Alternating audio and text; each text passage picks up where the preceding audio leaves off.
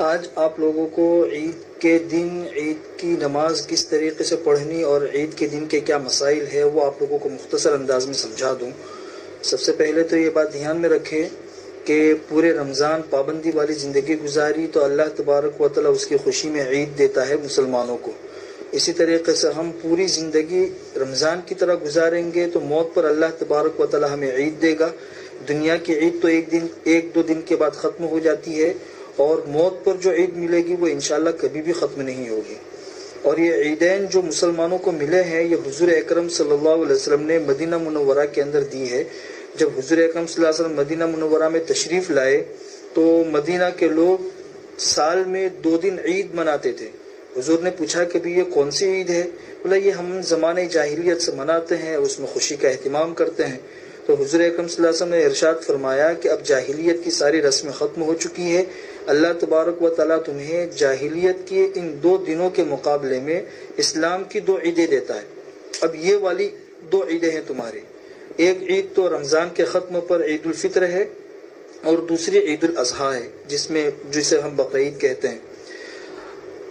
جو عید الفطر ہے جو ہمارے سامنے آنے والی ہے، اس عید الفطر کے اندر بنیادی طور پر سب سے پہلی چیز تو یہ ہے کہ اس دن روزہ رکھنا حرام ہے، اور دوسرا یہ ہے کہ عید الفطر کی ابتدا جو ہے وہ نماز سے ہوتی ہے، نماز عید الفطر سے، اور یہی اصل بندگی ہے کہ نماز عید الفطر سے اس دن کو شروع کیا جاتا ہے تاکہ مسلمانوں کو پتہ چلے کہ اصل یہ چیز ہے، باقی خوشی وغیرہ وہ اپنے حد کے اندر رہ کر انسان منائے۔ اب ہر سال تو عید کی نماز مسجدوں کے اندر اور اسی طریقے سے میدانوں کے اندر ادا کی جاتی تھی، اس سال حالات کی وجہ سے سب اپنے اپنے گھروں اور بلڈنگوں کے اندر ہیں، تو نماز کس طریقے سے پڑھنے اور کسے پڑھنی کسے نہ پڑھنے، تو اس سلسلے میں یہ بات دھیان میں رکھیں کہ جمعہ کے صحیح ہونے کے جو شرائط ہے بالکل وہی شرائط عید کی نماز کے صحیح ہونے کے لیے ہے۔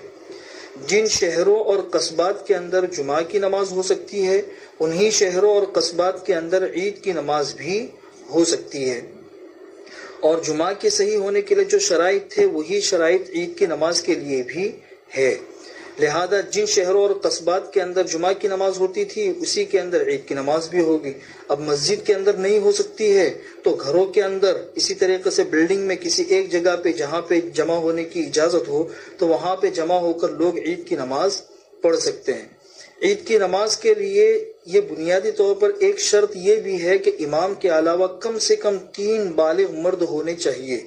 اگر 3 سے کم ہوں گے تو پھر ان لوگوں کے لیے عید کی نماز پڑھنا درست نہیں ہوگا۔ اسی طرح یہ بھی دھیان میں رکھے کہ جمعہ اور عید کی نماز میں بنیادی ایک فرق یہ بھی ہے کہ جمعہ کے دن خطبہ جمعہ کی نماز سے پہلے ہوتا ہے، اور عید کے دن عید کا خطبہ عید کی نماز کے بعد ہوتا ہے۔ اور تیسرا فرق یہ ہے کہ جمعہ سے پہلے کا جو خطبہ ہوتا ہے وہ واجب ہوتا ہے۔ واجب ہونے کا مطلب یہ ہے کہ اگر وہ خطبہ نہیں ہوگا تو جمعہ کی نماز ہی درست نہیں ہوگی، اور عید کے دن جو خطبہ ہوتا ہے وہ سنت ہے، واجب نہیں ہے۔ سنت ہونے کا مطلب یہ ہے کہ اگر تمہارے پاس خطبہ نہیں ہے، ویسے واٹس ایپ پہ والد صاحب کی طرف سے ایک مختصر سا خطبہ بھجوا دیا گیا ہے، وہ لوگ اپنے اپنے پاس میں رکھے، اس کو دیکھ کر ہم خطبہ دے سکتے ہیں۔ لیکن اگر کسی کو عربی پڑھنا بھی نہیں آتا ہے اور خطبہ دینے کی گنجائش نہیں ہے تو خطبے کے بغیر بھی نماز درست ہو جائے گی، اس لیے کہ خطبہ سنت ہے۔ لیکن سنت کا یہ مطلب نہیں کہ سنت کو چھوڑ دیا جائے، اہتمام کرے۔ یہ اس وقت ہے جبکہ خطبہ پڑھنے والا بھی کوئی نہ ہو۔ دوسری بات یہ دھیان میں رکھے کہ عید کی نماز کا جو وقت شروع ہوتا ہے یہ صبح سورج کے نکلنے کے 15 منٹ کے بعد شروع ہوتا ہے اور زوال تک رہتا ہے۔ اس بیچ میں عید کی نماز ہمیں پڑھنی ہے۔ ایک مسئلہ اس دن کا یہ بھی دھیان میں رکھے کہ عید کے دن سورج نکلنے کے بعد عید کی نماز سے پہلے کوئی بھی نفل پڑھنا جائز نہیں ہے۔ کوئی سوچے کہ پہلے ہم اشراق کی نماز پڑھ لیتے ہیں پھر اس کے بعد عید کی نماز پڑھے، ایسا نہیں ہے۔ چاہے عورتیں ہو چاہے مرد ہو، پہلے عید کی نماز ہوگی پھر اس کے بعد جو نماز پڑھنی ہو وہ پڑھے۔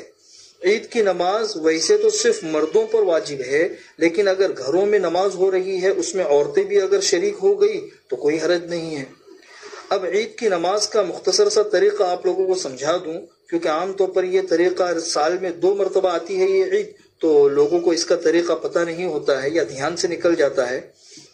تو تو عید کی نماز پڑھنے کا طریقہ یہ ہے کہ سب سے پہلے تو ہم نیت کریں گے.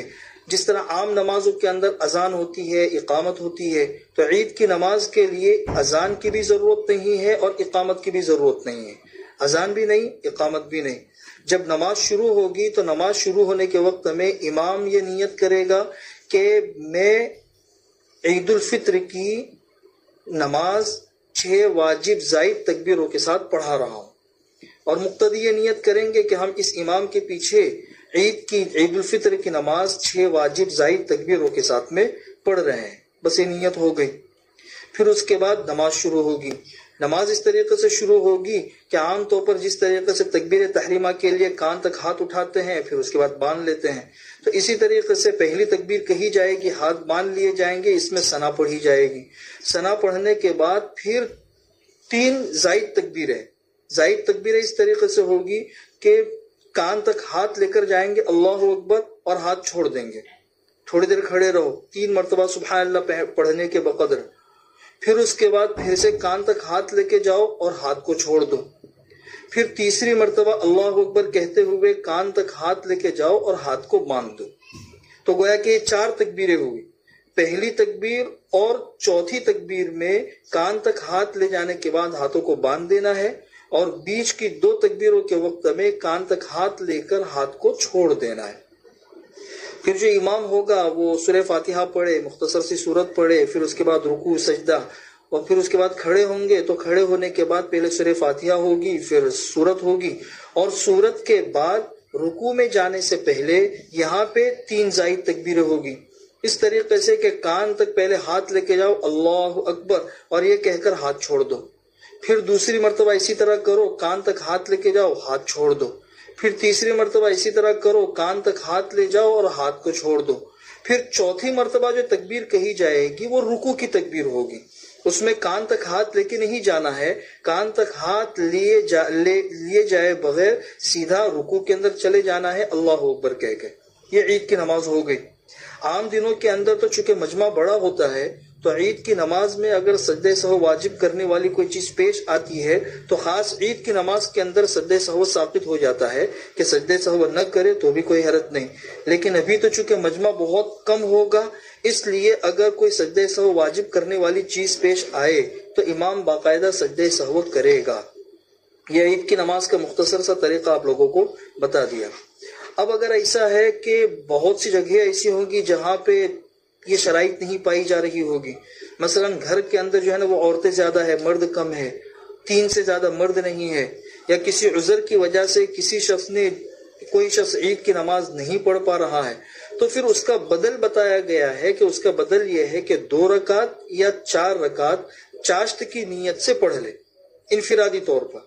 اور یہ چاشت کی نیت سے جو پڑھیں گے تو یہ جو 2 رکعت یا 4 رکعت ہے یہ واجب نہیں ہے، مستحب ہے.